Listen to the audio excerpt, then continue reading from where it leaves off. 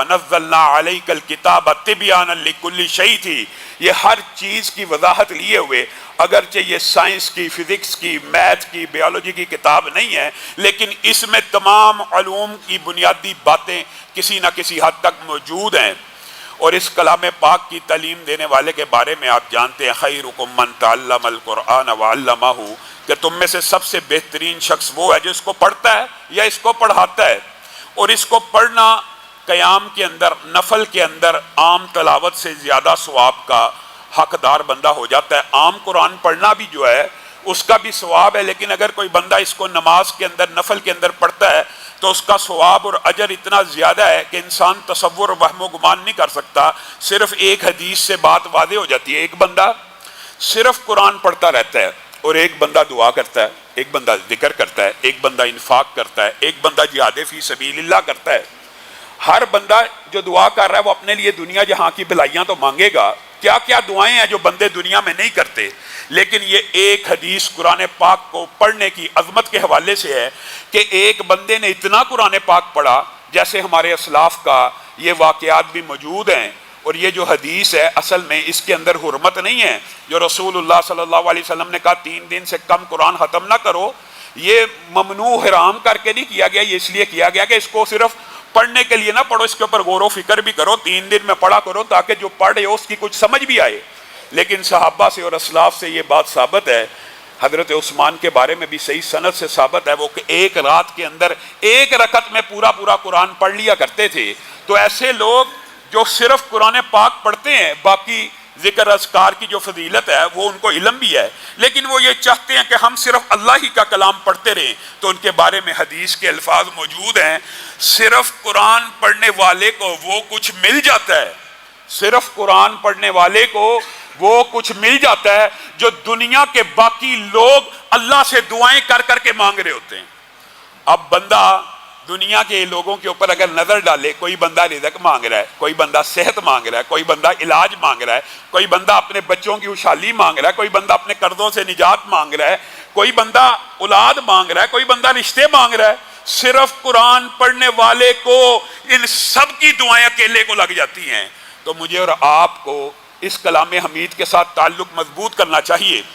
آیت الکرسی کے حوالے سے آپ کے سامنے چند گزارشات کو رکھا تھا، آگے اس کے آگے سورت بقرہ کی آخری 2 آیات ہیں، یہ حدیث بھی آپ کے سامنے رکھی تھی، لیکن ان 2 آیات کے حوالے سے نہیں، سورت فاتحہ کے حوالے سے رکھی تھی کہ نبی کریم صلی اللہ علیہ وسلم بیٹھے ہوئے ہیں، جبریل امین ساتھ ہیں، آواز آتی ہے، کہتے ہیں آسمان کا ایسا دروازہ کھلا ہے جو صدیوں اربوں سالوں سے پہلے کبھی نہیں کھلا، اور آسمان سے ایسا فرشتہ نازل ہوا ہے جو کبھی پہلے نازل نہیں ہوا۔ کیا لے کے اترا تھا؟ سورت فاتحہ کو اور سورت بقرہ کی آخری 2 آیتوں کو۔ تو یہ اللہ رب العزت کی امت محمدیہ کے اوپر عطا ہے، اور یہ نازل کیوں ہوئی اس کا سیاق و سباق بھی حدیث میں موجود ہے۔ ان تبدوا ما فی انفسکم او تخفوہ یحاسبکم بہ۔ اللہ صحابہ کو یہ آیت اتنی عظیم لگی، اتنی خوفناک اور دہشت زدہ ہو گئے اس آیت کے ترجمے سے۔ ان تبدوا ما فی انفسکم، اے اللہ کے رسول، ہم پہ روزہ تو فرض کیا گیا، نماز تو فرض کی گئی، حج تو فرض کیا گیا، ہم نے سب احکامات کو مانا، قبول کیا، ہماری استطاعت میں تھا، ہم نے قبول کیا، لیکن اب اللہ نے یہ جو آیت نازل کر دی ہے کہ تم جو چیز دلوں میں سوچتے ہو اس کے اوپر بھی حساب کتاب ہوگا، جو چھپاتے ہو اس کے اوپر بھی حساب کتاب ہوگا۔ اے اللہ کے رسول، ہم تو اس تکلیف کے اٹھانے کے متحمل نہیں ہیں۔ تو رسول اللہ صلی اللہ علیہ وسلم نے جب ان کی یہ بات سنی تو آپ کی پیشانی پہ بل آ گئے، اور آپ نے ناراضگی کا اظہار کیا اور کہا کیا تم سابقہ امتوں کی طرح ہو جاؤ گے کہ ہم اللہ کے بعض احکامات کو تو مانتے ہیں اور بعض احکامات کو نہیں مانتے؟ تم کہو سمعنا واطعنا غفرانک ربنا والیک المصیر، یہ لفظ پڑھو، یہ رسول اللہ نے صحابہ کو سکھائے۔ صحابہ کے کلیجے ٹھنڈے ہو گئے اور انہوں نے یہ الفاظ پڑھنا شروع کر دیے، سمعنا واطعنا، ہم نے سنا، ہم نے اطاعت کی، ہم ایمان لے کے آ گئے، اب ہمارے رب ہمارے گناہوں کو معاف کر دے۔ جب یہ صحابہ نے الفاظ کہے تو اللہ رب العزت کو بھی ان کے اوپر پیار آیا، اور یہ وہ موقع جب یہ 2 آیتیں اللہ رب العزت نے نازل کر دی کہ جب انہوں نے یہ کہہ دیا، آمن الرسول سے لے کر آخر تک، جب انہوں نے کہہ دیا کہ سمعنا واطعنا، اب ہم نے سن لیا تو ہم اطاعت ہی کریں گے، تو اللہ تعالیٰ نے پچھلی آیت کو منسوخ کر دیا حکمن تلاوت باقی ہے. کیا کہا؟ لا یکلف اللہ نفسا الا وسعها. آج کے بعد تمہارے اوپر اللہ نے یہ آسانی کر دی ہے، ہر نفس کو اتنی ہی محنت کرنی پڑے گی، اتنی ہی آزمائش آئے گی جس کی وہ استطاعت رکھتا ہے. اور دل کے اندر اٹھنے والے گناہوں کے خیالات، ان کے اوپر آج کے بعد اللہ تمہارے اوپر گرفت نہیں کرے گا. یہ صحابہ نے جب یہ الفاظ کہے تو اللہ نے تخفیف کی. میرے بھائیو، حدیث سن کر جو بندہ عقل کے گھوڑے دوڑاتا ہے اس کا اور اس کا فرق دیکھیے. یہاں پہ کتنی سخت آیت تھی. اللہ نے تو یہ تک کہہ دیا دلوں میں جو سوچتے ہو، دلوں میں جو چھپاتے ہو اس کے اوپر بھی گرفت کر لوں گا. لیکن رسول اللہ نے جب انہیں سمجھایا اللہ کا حکم ہے مان لو، تو اللہ نے تخفیف کر دی کہ آج کے بعد دل میں اٹھنے والے گناہوں کے اوپر تمہیں گرفت نہ کی جائے گی. اور پھر اس آیت کی عظمت یہ اس ایسے خوبصورت اور عظیم دروازے سے نازل ہی نہیں ہوئی. رسول اللہ صلی اللہ علیہ وسلم نے کہا اب یہ نازل ہو گئی ہے نا، اب یہ نازل ہو گئی، تمہارے اوپر تخفیف بھی اللہ رب العزت نے کر دی، تمہارے اوپر رحم بھی کر دیا. اب یہ کسی بھی گھر کے اندر، میرے بھائیوں کہاں در در کی ٹھوکریں کھا رہے ہو؟ آپ کے سامنے جادو جنات سے بچنے کے لیے آیت الکرسی کا وظیفہ رکھا، سورت فاتحہ کا وظیفہ رکھا، سورت بقرہ کے بارے میں کہا. یہ رسول اللہ کا کلیہ ہے، یہ پیر کامل کی ہدایت ہے. یہ ولی کامل نے آپ کو اور مجھے نسخہ بتایا. اب یہ آیتیں تخفیف والی نازل ہو گئی ہیں تو کسی گھر میں صرف کتنے دن پڑھی جائیں؟ 3 دن. صرف 3 دن جو بندہ ان آیتوں کو پڑھے گا شیطان لعین کے ہر شر ہر فتنے سے محفوظ ہو جائے گا. یہ پیر کامل کی جو رہنمائی یا ہدایت ہے. اس پیر کی بات ہم نے نہیں ماننی اور گلی کی محلے کی نکر میں بیٹھے ہوئے پیر کے جادو کے ٹوٹکے، کہانت کے ٹوٹکے ہم سب مانتے چلے جائیں گے، لیکن جو رسول اللہ صلی اللہ علیہ وسلم مجھے اور آپ کو دیں گے ہمیں سمجھ نہیں آئے گی. اور اسی پر بس نہیں ہے، رسول اللہ صلی اللہ علیہ وسلم نے ان 2 آیتوں کے بارے میں فرمایا جو بندہ ان کو رات کو پڑھ لیتا ہے. رات کو پڑھنے کے بارے میں یہ حدیث ہے، عام پڑھنے کے بارے میں ہے. 3 دن کوئی بھی گھر میں تلاوت کرے شیطان جنات کے شر سے محفوظ ہو گیا. اور اگر رات کو تلاوت کرتا ہے تو حدیث پاک کے الفاظ ہیں یہ اس کے لیے کفایت کر جائیں گی. اب یہ جو کفایت لفظ ہے آپ کو پتہ بڑا جامع ہے، بڑا معنی ہے. اب یہ بات کیسے پتہ چلے گی کہ کس چیز سے کفایت کرے گی؟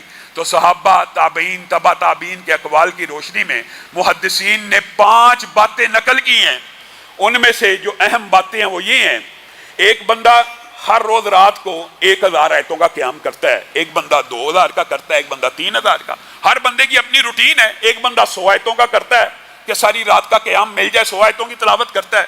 ایک دن وہ سفر میں ہے، ایک دن وہ بیمار ہے، ایک دن وہ مجبور ہے، وہ کچھ نہ پڑھ سکا، اس نے صرف 2 آیتیں پڑھی تو اس کو کفایت کر گئی. کا مطلب یہاں پہ یہ لیا جائے گا جتنی وہ عبادت کیا کرتا تھا اللہ تعالیٰ صرف ان 2 آیتوں کو پڑھنے کی وجہ سے وہی عبادت تحریر فرما دیں گے. یہ محدثین نے بیان کی ہے. اور کفایت کر جائے گی سے ایک مفہوم یہ بھی ہے کہ ساری رات قیام کرنے کی ضرورت باقی نہ رہے گی، صرف یہ 2 آیتیں پوری رات کے قیام کے برابر کفایت کر جائیں گی. اور کفایت کا تیسرا مفہوم محدثین نے یہ لکھا کہ شیطان کے شر سے کفایت کر جائیں گی. اور چوتھا مفہوم یہ لکھا جو دیگر احادیث سے ثابت ہے کہ جادو، جنات، نظر بد وغیرہ سے کفایت کر جائیں گی. اگر یہ آیتیں اتنی عظیم ہیں کہ جادو جنات سے بھی کفایت کر جائیں، پوری رات کے قیام سے بھی کفایت کر دیں، شیطان لعین کے ہر شر ہر فتنے سے بھی محفوظ کر دیں، تو مجھے اور آپ کو پڑھنے میں کیا مسئلہ ہے؟ میں اور آپ پڑھتے ہی نہیں. 2 آیتیں بھی نہیں پڑھی جاتی، ایک آیت الکرسی وہ بھی پڑھی نہیں جاتی. آپ کو آیت الکرسی کے حوالے سے بتایا صبح بھی پڑھنی ہے، شام بھی پڑھنی ہے، 5 نمازوں کے بعد بھی پڑھنی ہے، رات سوتے وقت بھی پڑھنی ہے. اللہ تعالیٰ انسان کے ارد گرد ایک حفاظتی حصار بناتا ہے اور اس حفاظتی حصار کے اندر یہ 2 آیتوں کی بڑی زیادہ اہمیت ہے. اور اسی لیے بعض علماء نے یہ بات لکھی ہے کہ جو بندہ سورت فاتحہ کے بعد آیت الکرسی پڑھتا ہے اور ان 2 آیتوں کو پڑھتا ہے اور ان کے ساتھ آخر کے 4 کل ملا لیتا ہے، شیطان لعین کے ہر شر سے بچ جاتا ہے. اس کے علاوہ جسمانی بیماریوں سے، روحانی بیماریوں سے بھی اللہ رب العزت شفا دے دیتے. نبی کریم صلی اللہ علیہ وسلم نے کہا سورت بقرہ پوری کی پوری کو پڑھا کرو، اس کو پڑھنا باعث برکت ہے، اس کو چھوڑنا باعث حسرت ہے. اور آگے جو جملہ نا وہ میرے اور آپ کے لیے بڑی خطرناک تنبیہ ہے. لیکن یہ ان لوگوں سے نہیں پڑھی جائے گی، یہ حدیث کے الفاظ ہیں، کسی مولوی کے الفاظ نہیں ہیں.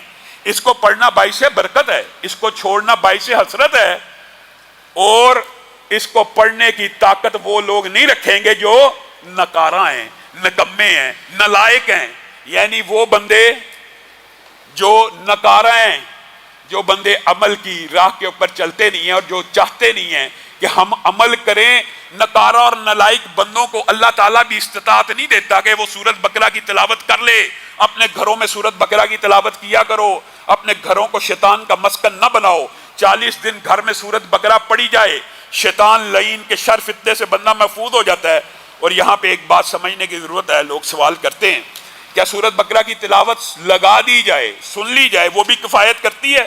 میرے بھائیو جی ہاں، قرآن پاک کا پڑھنا اصل ہے، اصل یہی ہے کہ قرآن پاک کو پڑھا جائے، لیکن یہ سمجھنا کہ قرآن پاک کو سننے کی کوئی فضیلت نہیں ہے، تو آپ نے وہ حدیثیں نہیں سنی۔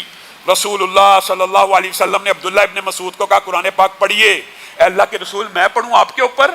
جبکہ آپ کے اوپر تو نازل ہوا۔ کہا ہاں پڑھیے۔ اور جب اس آیت پہ پہنچے وَجِئْنَا بِكَ عَلَىٰ هَٰؤُلَاءِ شَهِيدًا، رسول اللہ زارو کتار رو رہے تھے، وہ کیا دن ہوگا جب ہر امت کے اوپر اس کے نبی کو گواہ لایا جائے گا، اور آپ محمد صلی اللہ علیہ وسلم کو اس امت کا گواہ لایا جائے گا۔ رسول اللہ صلی اللہ علیہ وسلم زارو کتار رو رہے ہیں، اور ابی ابن کعب کو رسول اللہ صلی اللہ علیہ وسلم نے جب یہ کہا کہ قرآن پڑھیے، سورۃ بینہ کی میں آپ سے تلاوت سننا چاہتا ہوں، اے اللہ کے رسول آپ کے اوپر قرآن نازل ہوا، آپ سننا بھی چاہتے ہیں؟ ہاں ابی، اللہ رب العزت نے مجھے حکم دیا ہے کہ ابی ابن کعب سے سورۃ بینہ کی تلاوت سنو۔ ابی ابن کعب رونا شروع ہو گئے کہ اللہ نے میرا نام لیا۔ جی ہاں، اللہ نے آپ کا نام لیا۔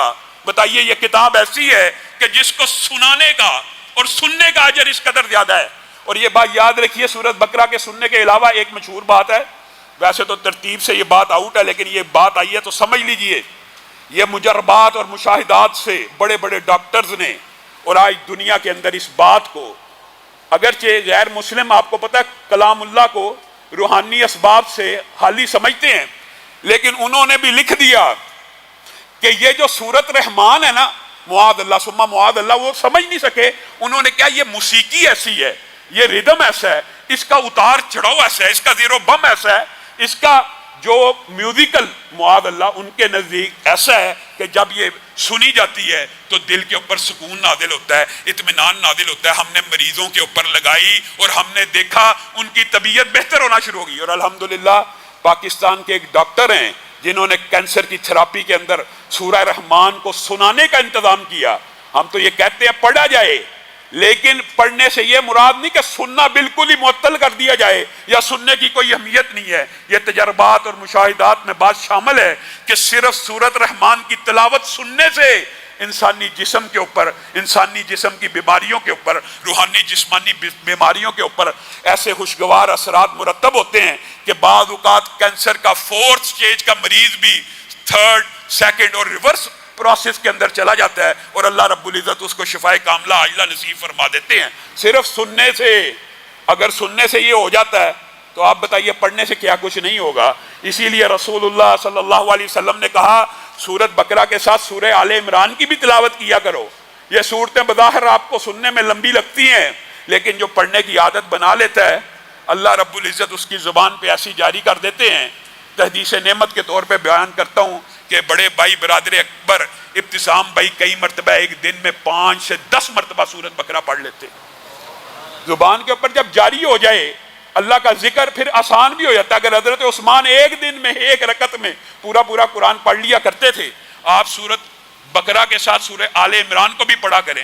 چلو روزانہ نہیں پڑھ سکتے، ایک ترتیب تو لگائیے، ایک شیڈول تو بنائیے، اے اللہ ایک ہفتے میں پڑھ لوں گا، ایک ہفتے میں ایک دن ضرور ایسا آئے گا۔ نہیں کر سکتے تو کم از کم ایک ماہ میں ایک مرتبہ ارادہ کر لیجئے، آج کے بعد اس رمضان کے اندر ارادہ کیجئے کہ ہم پوری زندگی میں ہر مہینے ایک مرتبہ، جو ہر روز پڑھے اس کی تو کیا کہنے، جو نہیں پڑھ سکتا وہ گھر میں چلا لیا کرے، جو نہیں چلا سکتا وہ مہینے میں ایک مرتبہ پڑھ لے گا، اس کو کیا فرق ہو جائے گا؟ اور اس کے لیے کیا دنیا ہی میں بہتری ہے؟ نہیں۔ رسول اللہ صلی اللہ علیہ وسلم نے کہا جو ان 2 صورتوں کو پڑھتا رہتا ہے اپنی زندگی کے اندر روٹین بنا لی، یہ بھی روٹین ہوتی ہے، یہ بھی بات یاد رکھیں۔ ایک ہفتے کے بعد پڑھنا بھی روٹین ہے، ایک ماہ کے بعد بھی پڑھنا روٹین ہے۔ اس کو بھی مداومت کہتے ہیں۔ کسی بھی عمل کو کسی مخصوص ٹائم طے کر کے میں 1 مہینے میں 1 مرتبہ یہ پڑھا کروں گا، یہ بھی مداومت میں آتا ہے۔ اور محدثین نے یہ بات لکھ لی ہے، یہ سارے خوش نصیب لوگ ان لوگوں میں شامل ہوں گے جو اس حدیث میں رسول اللہ صلی اللہ علیہ وسلم نے کہہ دیا کہ جو بندہ سورت بقرہ اور آل عمران پڑھتا رہتا ہے، کل قیامت کے دن یہ ابردار سائے کی طرح، ایک الفاظ یہ ہیں اور دوسرے الفاظ کیا، پرندوں کے غول کی طرح اپنے پڑھنے والے کی حفاظت کرنا شروع کر دیں گی۔ پرندوں کے جب بڑے بڑے جھنڈ اور غول آتے ہیں، کیا بلی یا کوئی جانور اس کو اچک سکتا ہے؟ ایک ہزاروں کا غول ہے، ایک چھوٹا سا جانور اگر اس کے اوپر حملہ کرے گا، وہ غول اس کے اوپر حملہ آور ہو جائے گا۔ سائے دار ابر کی طرح، سائے دار بادل کی طرح اپنی رحمت کے آغوش میں اس کے پڑھنے والے کو کل قیامت کے دن لے لیا جائے گا۔ یا پرندوں کے جھنڈ اور غول کی مانند یہ صورتیں آئیں گی اور اللہ رب العزت سے جھگڑا کرنا شروع کر دیں گی کہ اللہ تعالیٰ یہ مجھے پڑھا کرتا تھا، اب اس کے اوپر عذاب کی ایک چھینٹ نہیں پڑنے دیں گے۔ اب بتائیے، میں اور آپ اگر عذابوں سے بچ گئے، اصل کامیابی دنیا کی خوشگوار زندگی کے بھی کلیہ آپ کو بتائے جاتے ہیں، لیکن اصل کامیابی آخرت کی کامیابی ہے۔ جو اس دن عزت دار رہا وہی عزت دار ہے، جو اس دن ذلت سے بچ گیا وہی اصل میں ذلت سے بچا۔ دنیا میں عزت کما بھی لی، اس دن ذلیل و رسوا ہو گیا، انسان کسی کام کا نہیں ہے۔ اور یہاں پہ ذلت کی زندگی بھی گزار لی، وہاں پہ کامیاب ہو گیا تو حقیقی طور پہ کامیاب ہو گیا۔ میرے بھائیوں، سورت بقرہ اور سورت آل عمران کے علاوہ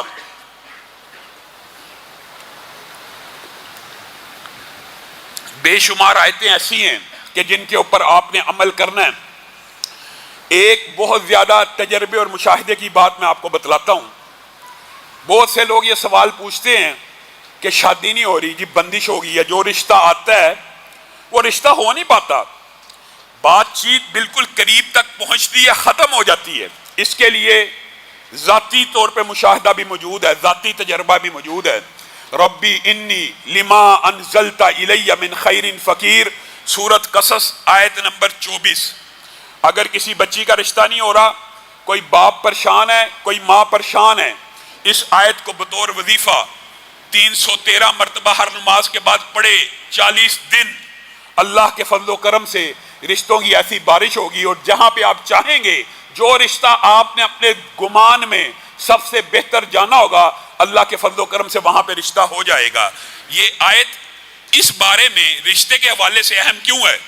یہ بھی مفسرین اور محدثین نے بیان کیا ہے کہ مدین کی گھاٹی کے اوپر جب حضرت موسیٰ گئے تھے تو وہاں پہ دیکھا، آپ نے پورا مشہور واقعہ سنا ہوا ہے، 2 لڑکیاں آئیں، آپ کو سارا واقعہ پڑھا، انہوں نے ان کے لیے ڈول سے پانی نکال دیا۔ وہاں پہ حضرت موسیٰ نے یہ دعا کی تھی، ربی انی لما انزلت الی من خیر فقیر۔ اور میرے بھائیوں، یہ بھی سمجھا کرو، انبیاء بھی کس سے دعا کرتے ہیں؟ اللہ سے۔ اور کیا لفظ بول رہے ہیں؟ ربی انی لما انزلت الی من خیر فقیر۔ نبی بھی اللہ کے در کے فقیر ہیں اور کہہ رہے ہیں اللہ کو، اللہ ہم تیری خیرات کے فقیر ہیں، ہمارے اوپر خیر و برکتوں کا نزول فرما۔ بھوک لگی ہوئی تھی حضرت موسیٰ کو شدت سے، اس وقت کئی عرصے سے کھانا نہیں تھا کھایا۔ اللہ تعالیٰ نے اس دعا کو اس طرح قبولیت بخشی کہ کھانے کا انتظام نہ کیا بلکہ کھانا پکانے والی کا بھی انتظام کر دیا اور شادی بھی کر دی۔ اس لیے یہ آیت جن کے گھر میں رشتے نہیں ہوتے وہ پڑھا کریں۔ آپ جب بھی آپ کو کوئی ایسا مسئلہ پیش آ جاتا ہے، جی بندش ہو گئی جی، اور پھر اللہ معاف کرے کسی کیا کہا جائے بہروپیے کے ہتھے آپ چڑھ جاتے ہیں، وہ آپ کا مال بھی لوٹتا ہے، آپ کو دھوکہ بھی دیتا ہے، جی فلاں تیری پھپھو نے، تیرے تائے نے، یہ بدبخت جھوٹ بولتے ہیں، یہ جھوٹے ہوتے ہیں، خاندانوں میں لڑائیاں اور فتنہ اور فساد پیدا کرتے ہیں، فلاں نے بندش کی ہے، فلاں خود ہی سٹوری سن کے۔ بعض تو کاہن ہوتے ہیں، انشاءاللہ اس والے سے بھی موقع ملا آپ کو بتاؤں گا یہ کہانت کے قصے کیسے چلتے ہیں اور یہ کہانت کیا ہے۔ لیکن اکثر جو جادوگر نہیں بھی ہوتے، کاہن نہیں بھی ہوتے، آپ اسے سٹوری سن کے بچپن میں کیا معاملہ، جی میری تائے کے ساتھ رشتہ تھا، جی میری اس نے بس جادو کر دی ہے، اس نے بندش کر دی ہے۔ ان فراڈیوں کے ہتھے آپ چڑھ جاتے ہیں۔ اللہ سے ڈرا کریں، اللہ کا کلام پڑھیں، اللہ کے کلام کے ذریعے اپنے مسائل حل کرنے کی کوشش کر کے دیکھتے تو صحیح، نہ مسئلے حل ہو پھر کہیے۔ اور اسی طرح ایک اور مسئلہ جو لوگ بڑے زیادہ پوچھتے ہیں، اور وہ بھی ذاتی تجربے اور مشاہدے کا اللہ کے فضل و کرم سے، یہ وظائف جن جن لوگوں نے پڑھے ہیں ہم نے دیکھا ہے کہ اگر کوئی رشتے سے پریشان ہے ان کے رشتے بھی ہو گئے، اور اگر کوئی بے اولادی کی وجہ سے پریشان ہے اس کی اولاد بھی ہو گئی۔ اور وہ کیا، سورۃ انبیاء آیت نمبر 89، ربی لا تذرنی فردا وانت خیر الوارثین، یہ آیت آپ نے پڑھنی ہے 313 مرتبہ میاں بیوی نے، جن کے گھر میں اولاد نہیں ہو رہی 40 دن عورت پورے کرے، وقفہ آ جائے 40 دن پورے کرنے ہیں، اور مرد نے بھی پڑھنی ہے 40 دن ہر نماز کے بعد 313 مرتبہ۔ اللہ کے فضل و کرم سے اللہ اولاد بھی دے گا، لیکن اس وظیفے کے ساتھ ایک وظیفہ اور ملانا ضروری ہے، وہ اگرچہ ترتیب میں آخر میں آئے گا، لیکن بات آئیے تو سن لیجئے، اس کے ساتھ کیا پڑھنا ہے؟ استغفر اللہ۔ اس وظیفے کے ساتھ 313 مرتبہ استغفر اللہ کو ملانا ہے، کیونکہ یہ اللہ کا حکم ہے، فَقُلْتُ اسْتَغْفِرُوا رَبَّكُمْ إِنَّهُ كَانَ غَفَّارًا يُرْسِلِ السَّمَاءَ عَلَيْكُمْ مِدْرَارًا وَيُمْدِدْكُمْ بِأَمْوَالٍ وَبَنِينَ۔ جو بندہ کثرت سے استغفار کرتا ہے اللہ تعالیٰ اس کو بیٹے دیتا ہے، اللہ قرآن میں کہہ رہا ہے۔ آپ نے 313 مرتبہ، اور یہ استغفار سے زیادہ مجرب اولاد نرینہ صالحہ کے لیے کوئی اور وظیفہ نہیں ہو سکتا، لیکن اس کے ساتھ یہ دعا ملانی ہے، تو اللہ کے فضل و کرم سے آپ کے جو لوگ بے اولادی کے مرض کا شکار ہیں، اللہ اس مرض کو بھی دور کرے گا اور اولاد صالحہ نرینہ بھی عنایت کرے گا۔ آگے چلتے ہیں، سورتوں میں مسبحات، آپ کو پتہ کن کو کہا جاتا ہے؟ سبح، یسبح، سبح اور سبحان، یہ 4 الفاظ کے ساتھ جو صورتیں شروع ہوتی ہیں ان کو مسبحات کہا جاتا ہے، اور یہ صورتیں کتنی ہیں؟ 7۔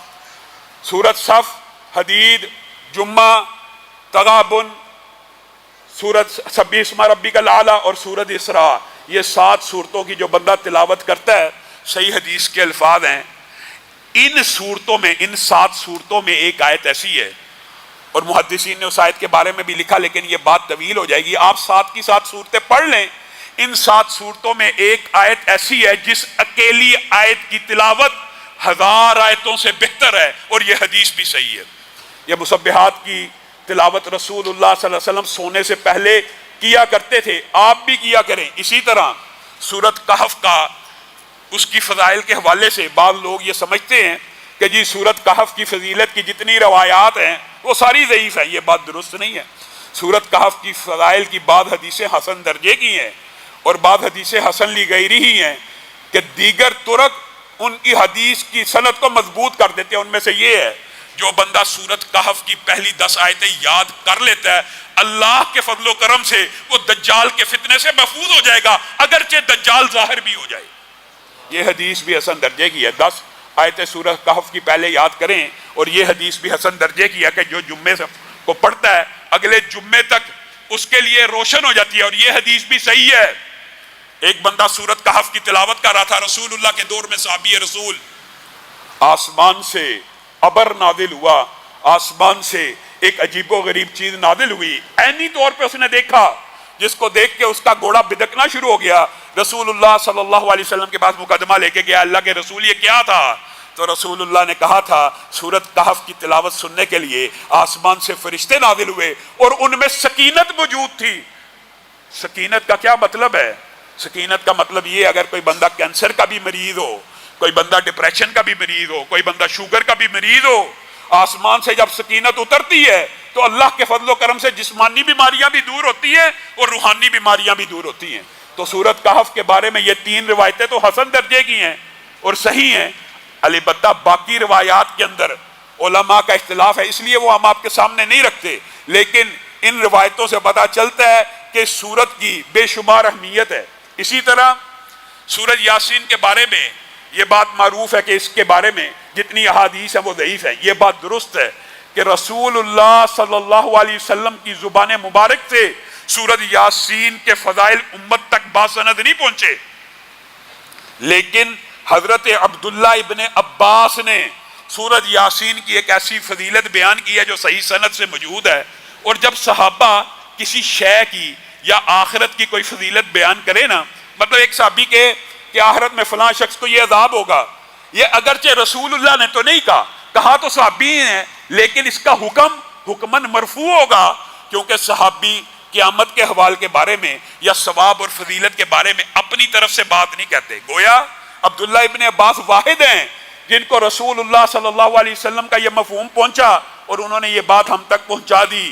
جو بندہ اگرچہ انہوں نے اس کی نسبت رسول اللہ سے نہیں کی، لیکن یہ کہا جو بندہ سورہ یاسین صبح پڑھتا ہے شام تک کے لیے اس کے لیے برکات ہیں، جو شام کو پڑھتا ہے صبح تک کے لیے اس کے لیے برکات ہیں، اور بعد دیگر روایتوں میں ہے شام کو پڑھے صبح تک کے لیے آسانی ہے، صبح کو پڑھے شام تک کے لیے آسانی ہے، اور یہ آسانی کا لفظ بھی جامع ہے، آسانی کا لفظ بھی ماننے ہے کہ یہ ہر چیز میں آسانی ہے، رزق کی کمائی کے لیے نکلا اس میں آسانی، شیطان کے شر کا شکار ہے اس میں آسانی، گویا اس سورت کو پڑھنے سے بھی انسان آسانیوں میں مبتلا ہو جاتا ہے۔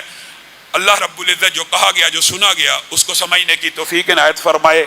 کل آپ کو پتہ ہے انشاءاللہ آخری عشرہ شروع ہو جانا ہے، اور پاکستان بھر میں جو لوگ اعتکاف کرنا چاہتے ہیں، اعتکاف کا سنت طریقہ یہ ہے کہ جس دن کا اعتکاف کرنا شروع کرنا چاہتے ہوں اس رات سے پہلے پہلے مسجد میں پہنچنا۔ کیا مطلب؟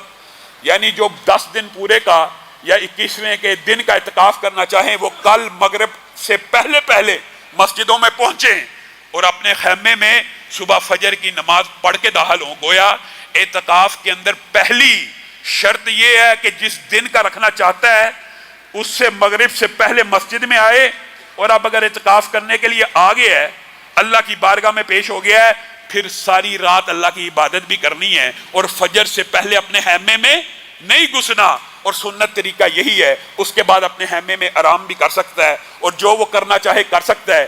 ایک بات آئی ہے ضمنی طور پہ تو کہہ کے اپنی بات کو ختم کرتا ہوں، کس قدر عقل کے اوپر پردہ ہے میرے بھائیوں۔ اعتکاف سے بہتر آئسولیشن کیا ہو سکتی ہے؟ اعتکاف سے بہتر SOPs کا خیال کہاں رکھا جا سکتا ہے؟ 6 فٹ 10 فٹ کا فاصلہ ہوتا ہے، اس سے بہتر کرنٹینہ اور آئسولیشن جو آپ نے چکر چلایا ہوا ہے اس سے بہتر کہیں پہ ہو سکتا ہے؟